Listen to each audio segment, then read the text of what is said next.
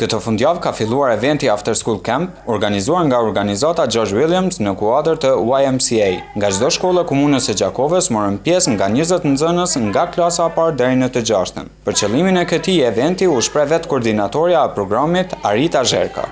Për ne është hera e dytë që organizojmë një kamp të tillë. Ne si organizata qemi YMCA, në kuadër të organizatës e kemi një ndër programet për fëmijë që është After School Camp. Ky është viti i dytë i radhës që mbajmë këtë kamp. Qëllimi është që me temë fëmijët të vëdësohen, pra tema e këtij kampi është të drejtat e fëmijëve. Gjithashtu edhe vetë nxënësit që morën pjesë në këtë program u shprehen të kënaqur që po kanë mundësi të angazhohen në aktivitete jashtë shkollës. Kombi më pëlqen, këtu bëj aktivitete, gjej shok, shoqe.